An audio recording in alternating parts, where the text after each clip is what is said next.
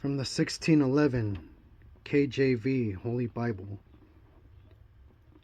The Book of Scripture, Ecclesiasticus, chapter 11. Wisdom lifts up the head of him that is of low degree, and makes him to sit among great men.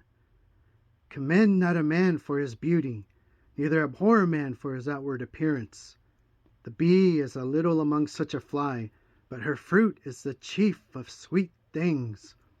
Boast not of your clothing and raiment, and exalt not yourself in the day of honor. For the works of Yahweh are wonderful, and his works among men are hidden. Many kings have sat down upon the ground, and one that was never thought of has worn the crown. Many men have been greatly disgraced, and the honorable delivered into other men's hands. Blame not before you have examined the truth. Understand first, and then rebuke. Answer not before you have heard the cause. Neither interrupt men in the midst of their talk. Strive not in a matter that concerns you not, and sit not in judgment with sinners. My son, meddle not with matters. For if you meddle much, you shall not be innocent. If you follow after, you shall not obtain, neither shall you escape by fleeing.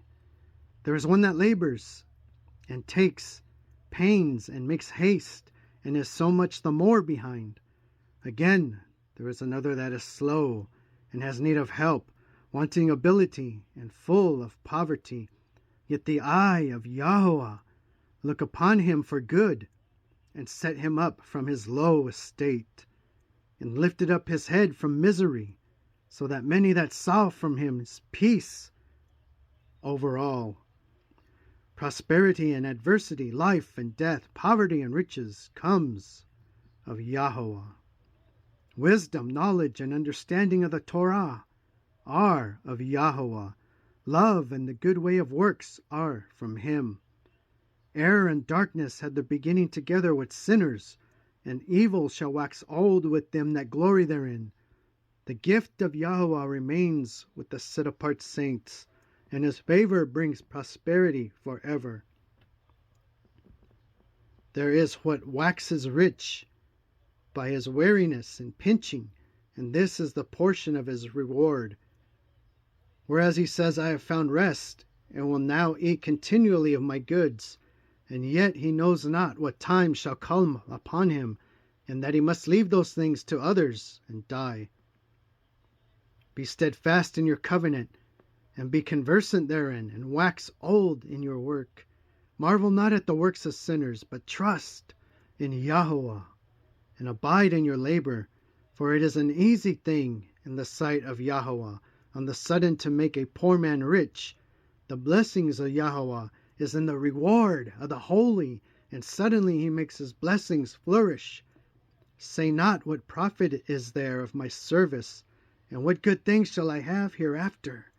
Again, say not, I have enough, and possess many things, and what evil shall I have hereafter?